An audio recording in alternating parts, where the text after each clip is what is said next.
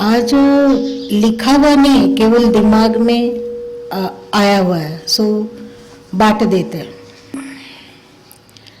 कहा जाता है कि सृष्टि के आदि में परमात्मा ने एको हम बहुश्यामा का संकल्प किया हुआ। तदुपरांत प्रकृति के मैटर में हलचल शुरू हो गया और फिर धीरे धीरे सृष्टि का निर्माण होता गया।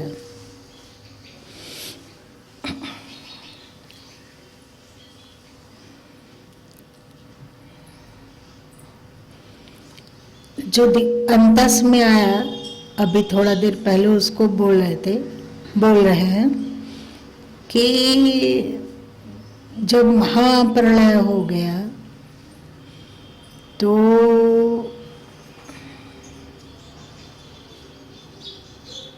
ये महाप्रलय होता कैसे है?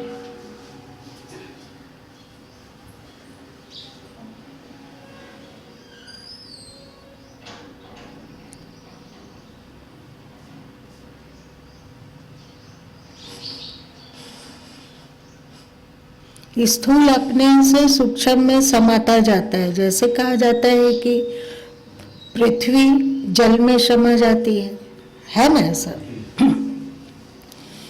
तो पृथ्वी जल में समाती है, जल पृथ्वी में क्यों नहीं समा जाता है? प्रलय के समय में क्योंकि पृथ्वी से सूक्ष्म है जल, तो जो सूक्ष्म होता जाता है वो शक्तिशाली होता जाता है। जैसे अभी हम लोगों के लिए पुस्तक है, ये वो जो भी मैटर है, तो इसकी सूक्ष्मता की ओर बढ़ेंगे तो ये मैटर और पावरफुल प्रतीत होता है कि ठस प्रतीत होता है? पावरफुल। जैसे जैसे सूक्ष्मता की ओर जाएंगे वैसे वैसे पावर बढ़ता जाता है ना? तो पृथ्वी से सूक्ष्म है जल, तो पृथ्वी जल में समाहित हो जाती है। तो कब पृथ्वी जलमग्न होने लगती है? प्रलय का सूत्र। पृथ्वी में जो वाइब्रेशन है उसका विघटन होने लगता है। वाइब्रेशन मतलब क्या है? कंपन।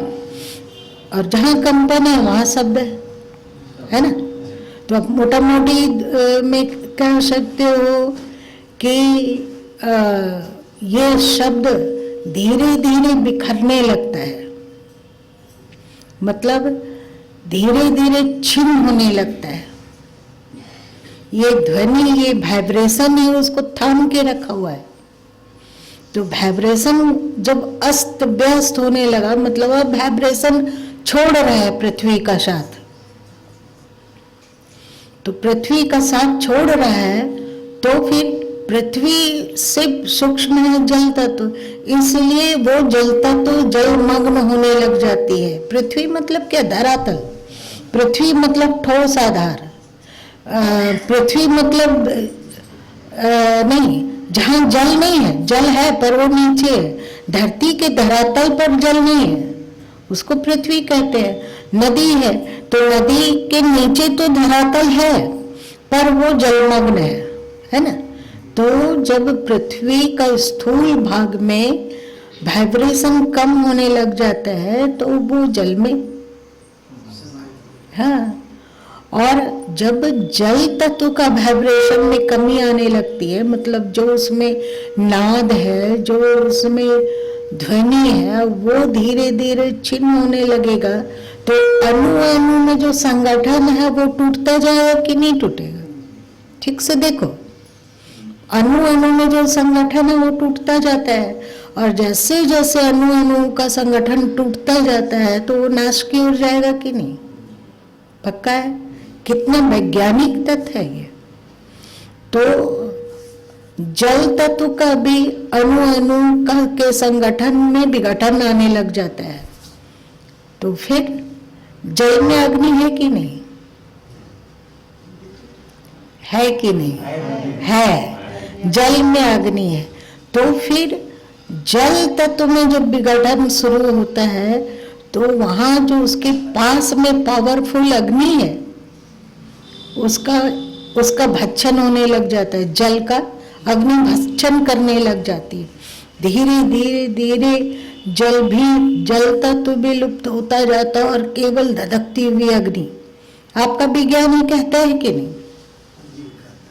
कहता है, आकर्षण को लेकर कहता है कि जब ठोस विघटित होकर जब आपस में आकर्षण, अणु के बीच आकर्षण घटने लगता है तो वो जो है द्रव बनने लगता है। द्रव के भी अणुओं के बीच जब आकर्षण घटने लगता है तो वो जो है सो वायु बनने लगता है। वही अग्नि, यही अग्नि जितना जो भी है सब विघटन होता जा रहा है, विघटन होता जा रहा है। तो वो जो भी कुछ है, चाहे जल तत्व हो चाहे पृथ्वी तत्व हो, सबके सब भाप मतलब हवा में परिणत होने लगता है, वायु में परिणत होने लगता है। अग्नि धीरे धीरे वो भी शांत हो जाती है, भाप बनकर हवा के का रूप धारण करके, गैस का रूप धारण करके सब उड़ गई। और इस वायु तत्व में भी जब विघटन होने लगता है, वहां भी गैस तत्व जो कुछ है वहां भी विघटन होने लगता है, तो ये वायु आकाश में समाहित होने लग जाती है। ये हुआ विध्वंस, मतलब प्रलय, महाप्रलय। अब सृष्टि की उत्पत्ति,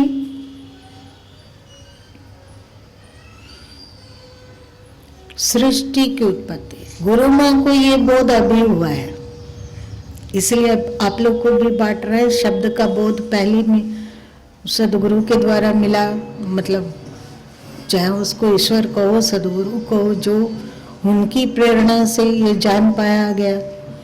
अभी हुआ कि प्रारंभ में मैटर तो था, परमात्मा के एक हिस्से में मैटर शांत पड़ा हुआ था, उसमें कोई हलचल नहीं था, उसमें कुछ भी नहीं था।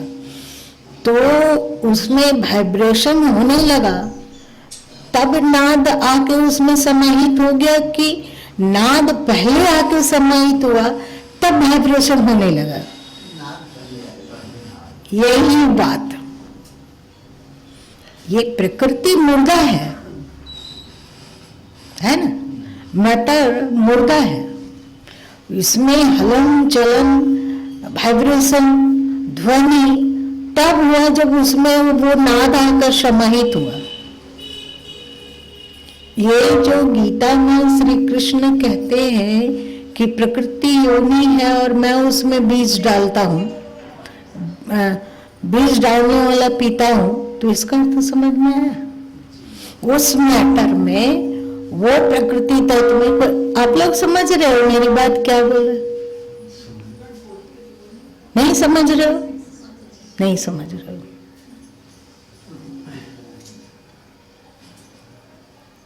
दमयंती जी समझ रहे हैं? थोड़ा भाई लोग में किसी को नहीं समझ में आ रहा है? समझ में आ रहा है कि नहीं? आ रहा है। ठीक। कहा जाता है कि पहले मुर्गी हुआ कि अंडा? बताओ कौन हुआ? अनसुलझानी एकदम स्पष्ट पक्का है कि पहले मुर्गी हुई उसके बाद अंडा हुआ। वैसे ही पहले नाद हुआ, उसके बाद मैटर में हलचल शुरू हुआ। जैसे गीता में पढ़े होंगे कि पहले विषय बना, उसके बाद उसका भोग बना। मतलब पहले कान का निर्माण हुआ, उसके बाद शब्द की उत्पत्ति हुई। पहले स्पर्शेंद्रिय हुई, स्पर्श की कामना हुई, तब ये स्थूल तत्व का प्रसार हुआ। मतलब पहले दृष्टि बनी, फिर दृश्य बना। पहले कान बना, फिर शब्द बना। शब्द ये वाला ओंकार वाला नहीं। पहले नासिका बनी, मतलब पहले घ्राणेन्द्रियां बनी, उसके बाद गंध का निर्माण हुआ। पहले स्वाद मतलब जीभ पहले बनी, रसेंद्रियां पहले बनी, उसके बाद व्यंजन बने, मतलब अनाज अथवा जो भी उसका निर्माण हुआ। तो उसी तरह पहले वाइब्रेशन मतलब पहले ध्वनि जब मैटर में समाहित हुई, मतलब आदिनाद जब मैटर में समाहित हुआ, तब मैटर में हलचल होना शुरू हुआ और फिर सृष्टि का निर्माण की क्रिया आगे बढ़ने लगी। कोई जिज्ञासा?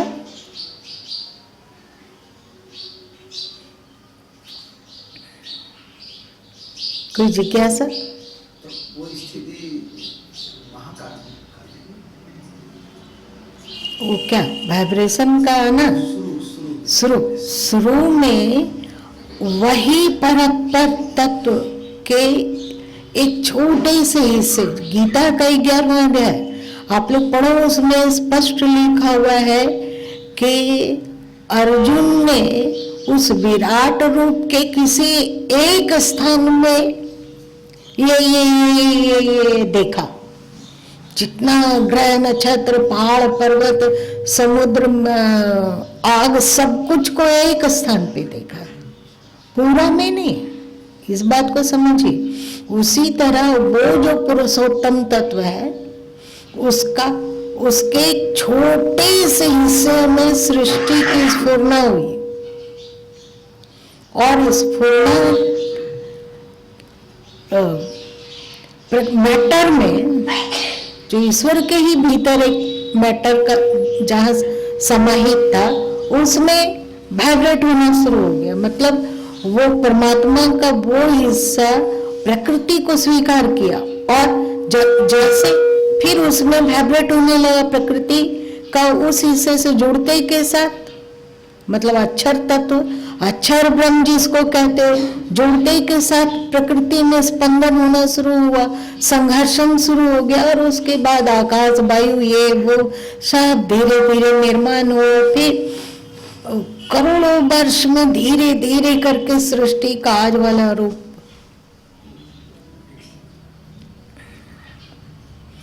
जैसे तुम लोग जानते हो कि कलयुग का कितना काल माना जाता है हिंदू दर्शन में?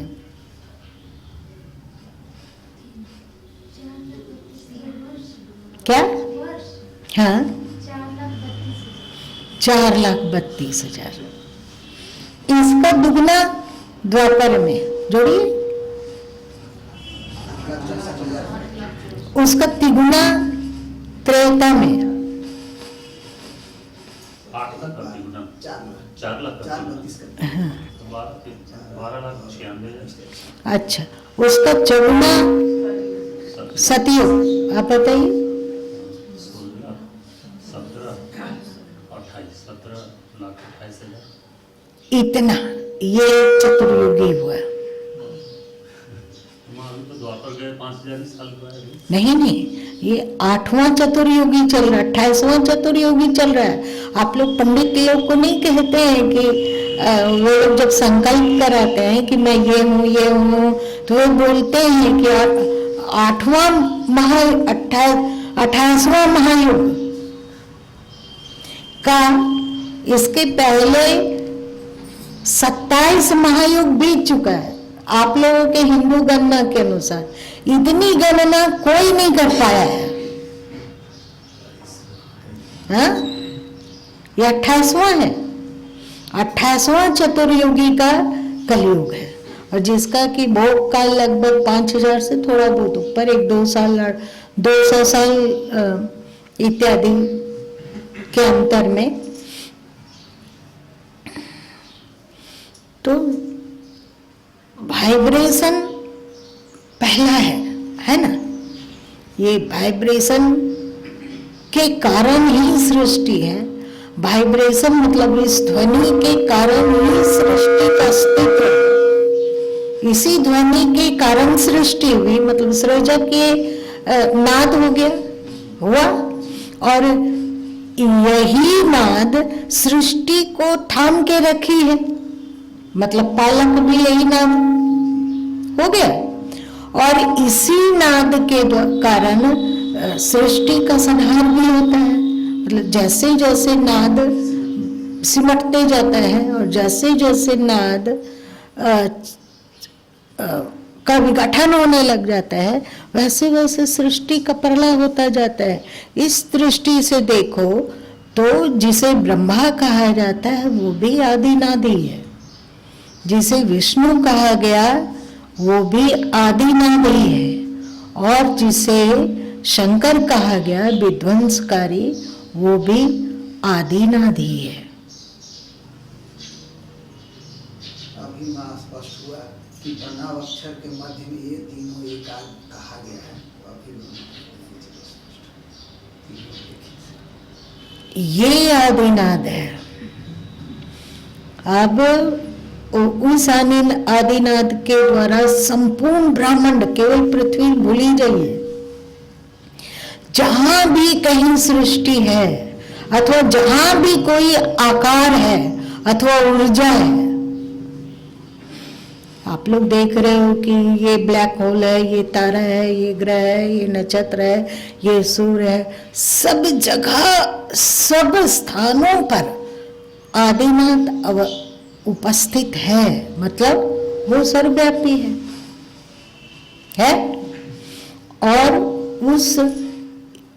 वो आदिनाद जितना आकार है, जितनी ऊर्जा है और जितना रूप है, सब के भीतर रहते हुए भी असंग है। सही है कि गलत? परमात्मा को क्यों बोला जाता है असंग? तो समझो ना, करे बाहरी दृश्य को देखकर समझो है। और सभी मूर्त में अमूर्त तत्व छुपा हुआ है कि नहीं? अमूर्त क्या है? नाद। तो ये बताइए कि सब में रहते हुए, सब में अवस्थित होते हुए भी वे सबसे परे हैं। गीता में आता है ना, सब में वास करते हुए भी वे परे है कि नहीं? है ना? और ये जो आदिनाद है, यही ब्रह्मा है, यही विष्णु है, यही शिव है और यही निराकार है। इसका आकार है क्या? नाद का। तो समझ में परमात्मा को निराकार क्यों कहा जाता है? अथवा हमारा वेद जो निराकार तत्व का गुणगान किया, अथवा सदगुरु कबीर साहब इत्यादि निराकार की ओर ले चलते हैं, संत मत निराकार की ओर ले चलता है, वेद आपको निराकार की ओर ले चलता है। आकार से निराकार की ओर चलो। तो क्या बिना निराकार में अवस्थित हुए हम लोग उस वो पुरुषोत्तम तत्व में समाहित हो सकेंगे, मुक्त हो सकेंगे वहां? अगर आकार में उलझे रहे तो क्या था जो सदगुरु कबीर साहब कह दिए कि पहन पूजे हरि मिले? मतलब उसका कोई आकार ही नहीं है कि नहीं? आकार अपने अंतस में देखो कि ये नाद जो कि ब्रह्मा विष्णु शिव है, इसका क्या आकार है कि इनके 3 मुख हैं, ब्रह्मा जी के 3 मुख हैं, तो इस नाद का भी 3 मुख है। अथवा विष्णु जी के 4 हाथ हैं, तो इस नाद का भी 4 हाथ है। अथवा शंकर जी के जटा में गंगा बह रही है, मतलब गंगा निकल रही है और गले में सर्प माला है। क्या इस नाद में ऐसा आकार है क्या? तो क्या ये नाद दुर्गा जी जैसा है, 10 हाथ वाली अलग अलग आयुधों को धारण करने वाली, क्या उस जैसे? तो क्या गणेश जी जैसे हैं? क्या कार्तिक जैसे हैं? क्या काली जी जैसे हैं? देख लो, अपना जोड़ घटाव करके देखो।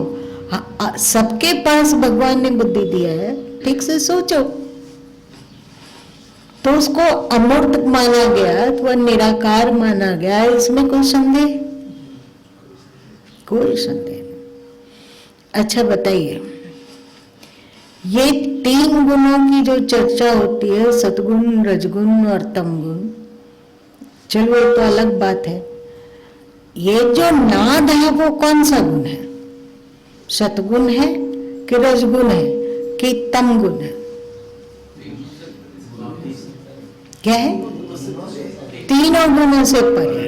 तो यही तो गुणातीत श्री कृष्ण कहते हैं। इसी को तो निराकार कहा गया, इसी निर्गुण, इसीलिए तो उसको निर्गुण कहा गया।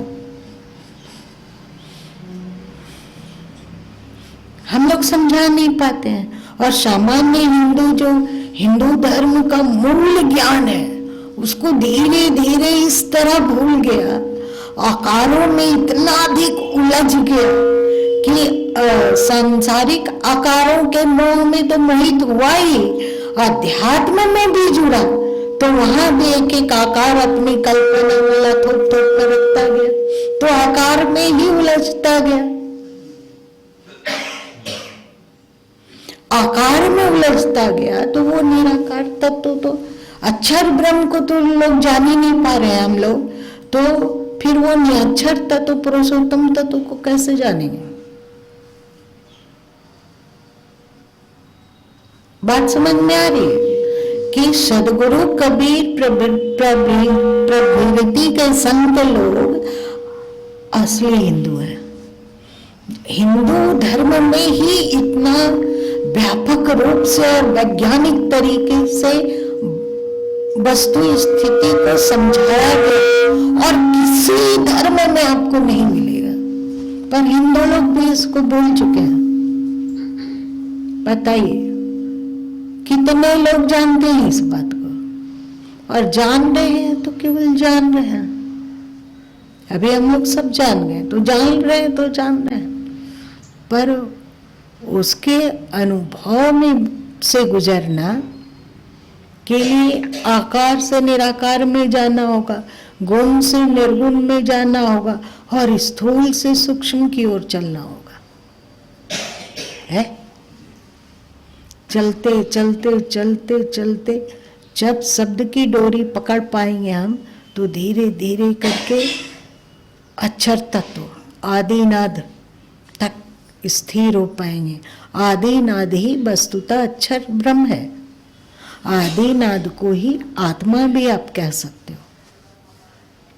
अभी हम लोग इस देह में आकर्षण आसक्ति के कारण उस आदिनाद मतलब आत्मा का केंद्र शरीर के किसी स्थान पे मानते हैं कि शरीर में उस आत्मा का केंद्र है, पर उसकी परिधि अनंत है।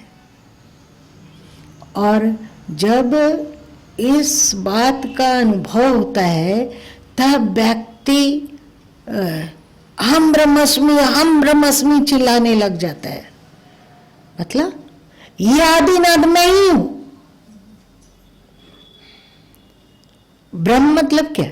आदिनाद जो सब जगह व्यापक है।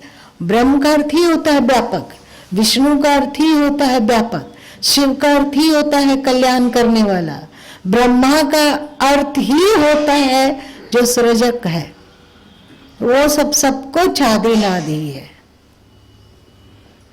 अब हम लोग सब तरफ से सिमट कर आदिनाद का जहां से उद्गम हो रहा है वहां पहुंचते हैं, तो हम अपने आप को पहचान पाते हैं। और जब पहचान पाते हैं तो उसमें स्थिर रहे उस मौनता, परम ब्रह्म पुरुषोत्तम तत्व में प्रवेश कर पाते हैं। तब हुआ क्या? परम पद, वो परम धाम जहां से कि हम लोग आए हैं। है पुरुषोत्तम तत्व जहां से आए, पुरुषोत्तम तत्व से उतर कर पहले अक्षर तत्व में मतलब आदिनाद में अपना डेरा डालें, और आदिनाद से फिर आदिनाद से भी उतर कर हम लोग ये शरीर, ये मन, ये बुद्धि, ये संसार, ये प्रकृति, ये भोग, ये वासना, ये वस्तु, ये सुख, ये दुख इत्यादि में बिखरते चले गए। बिखर रहे हैं कि नहीं? ये भी भूल गए कि मेरा मैं क्या है किसी को? कुछ नहीं। अब कैसे उधर जाया जाए, यही गुरुगम्य है। इसका ज्ञान भी गुरु से ही हो सकता है, और उस ओर अग्रसर होने और अक्षर तत्व अथवा आदिनाद तक पहुंचने का मार्ग भी गुरुगम्य है। ये भी केवल गुरु ही बता सकते हैं। कितने प्रतिशत गुरु बता सकते हैं?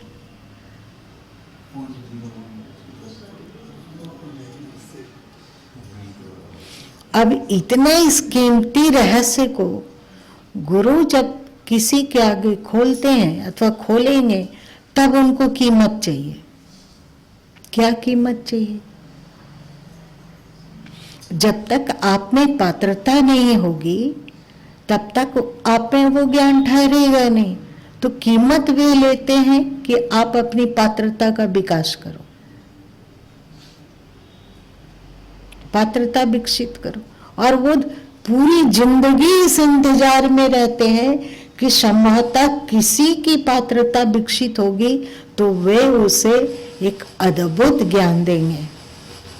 और इसी इंतजार में धीरे धीरे करके संत इस धरती से विदा होते जाते हैं, और जो ज्ञान गूढ़ से भी अति गूढ़ ज्ञान छुपा का छुपा रह जाता है, और दिनों दिन ये ज्ञान लुप्त होता जाता है, सब लुप्त। अगर ये ज्ञान लुप्त हो गया तो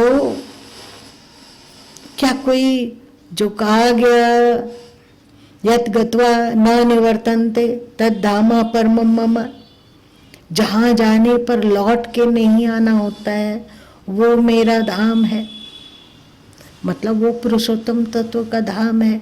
तो कोई वहां जा सकेगा पुरुषोत्तम तत्व तक कि प्रकृति में ही चक्कर काटते रहो?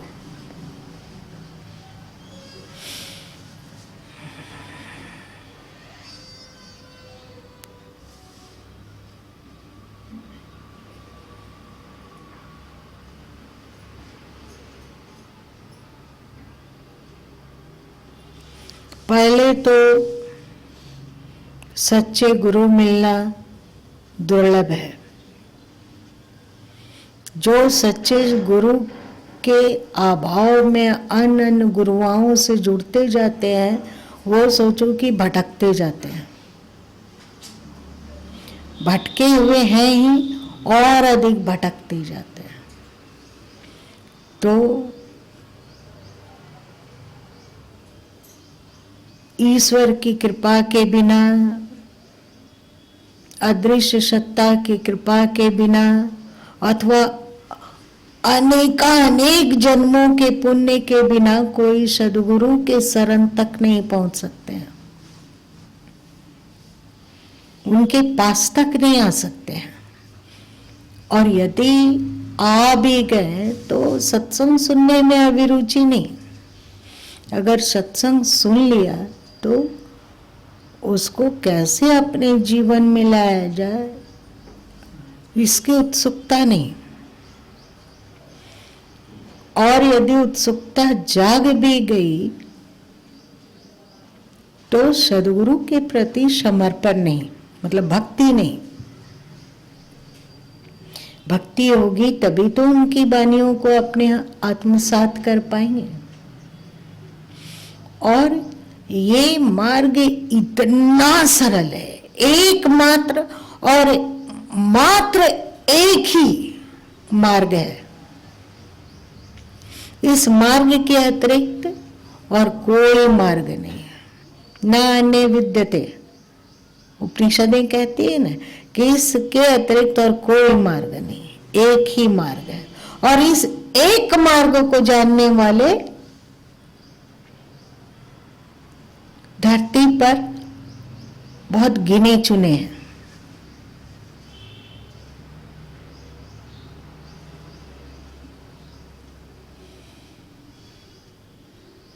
भक्ति के द्वारा, समर्पण के द्वारा, आज्ञा पालन के द्वारा क्या होता है कि आप स्नेह स्नेह अपने मन और चित्त से ऊपर उठते जाते हो।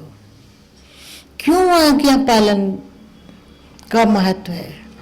क्यों सेवा का महत्व है, क्यों उसके आदेश को पकड़ने को इतना महत्व दिया गया कि गुरु की आज्ञा मान ले, सब कारज सिद्ध होए, हमारा भय पद पाइया, काल न दाछे सो। ये आज्ञा पालन पर इतना क्या है, इसका मतलब समझ रहे हैं? हम उस आदि नाद को पकड़ने में तब समर्थ होंगे जब हम मन से आगे बढ़ जाएंगे।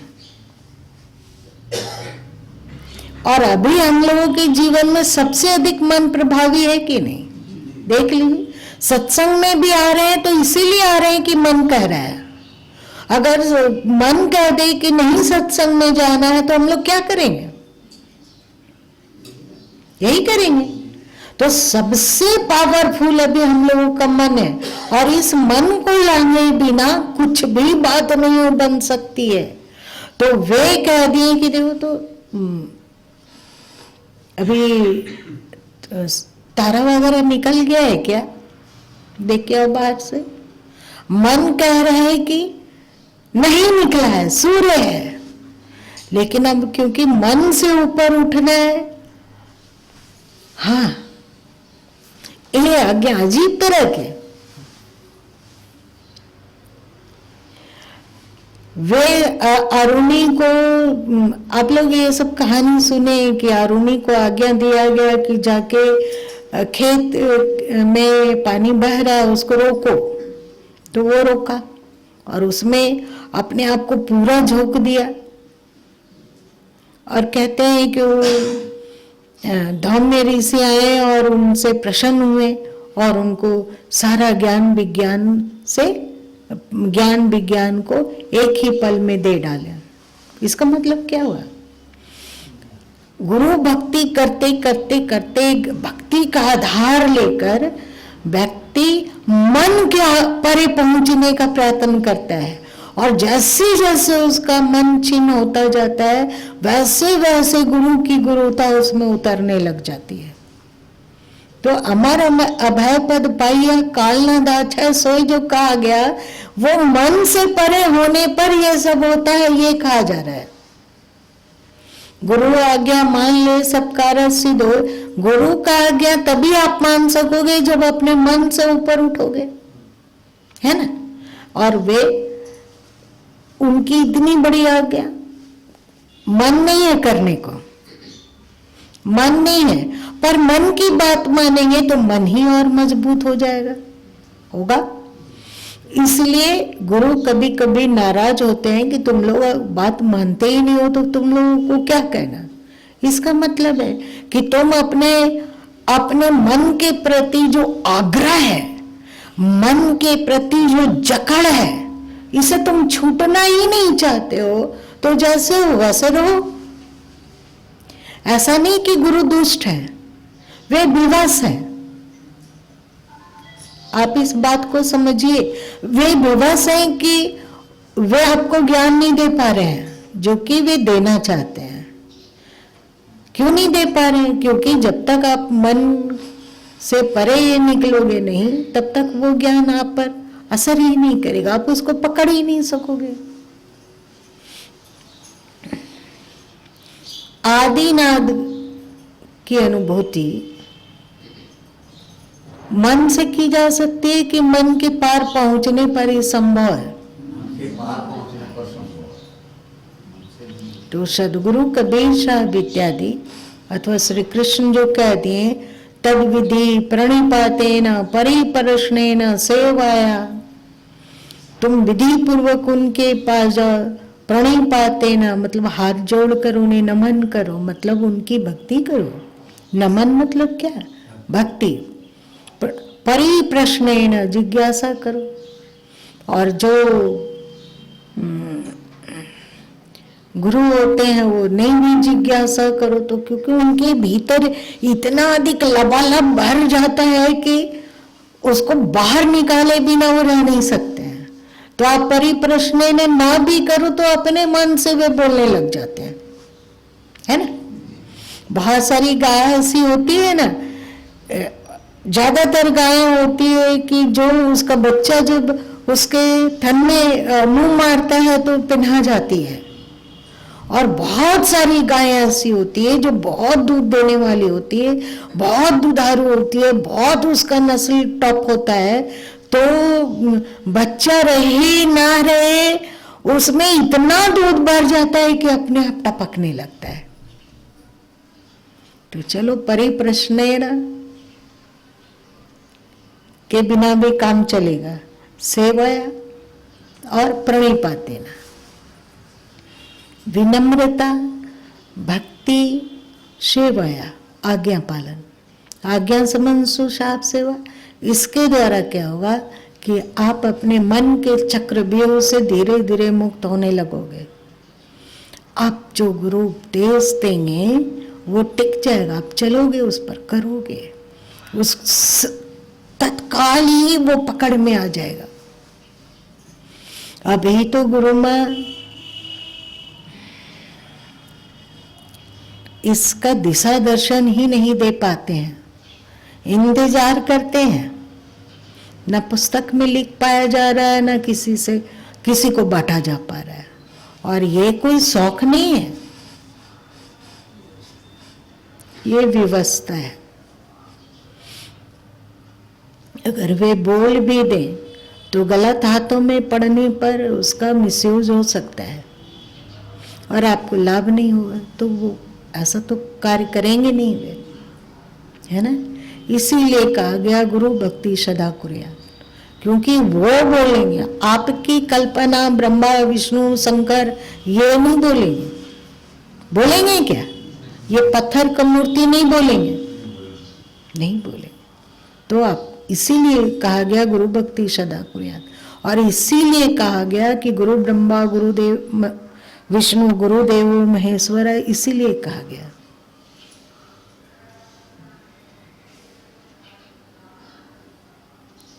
अरे आज फिर ज्यादा देर हो गई, चलो फिर भी हम लोग तो कुछ जाने होंगे आध्यात्म की गहराई को। वो आदिनाद गर्म है कि ठंडा है, वो आदिनाद बाहर है कि भीतर है, वो आदिनाद स्थूल है कि सूक्ष्म है, वो आदिनाद अंधेरा है या प्रकाश है, कि इन सबसे परे है। देखा कैसे ईश्वर को 1 मिनट में जान गए। और प्रत्यक्ष प्रमाण में जान गए कि वो आदिनाद आकार वाला है कि बिना आकार वाला है, उस आदिनाद में नस नाड़ी अंग प्रत्यंग है कि नहीं है। बस अब ईश्वर को तो कम से कम पहचाने ना। आगे शायद भगवत कृपा से, सदगुरु की दया से, उनकी मेहरबानी से आगे का मार्ग भी जान सकेंगे। ठीक है, आज इतना ही रहने दो।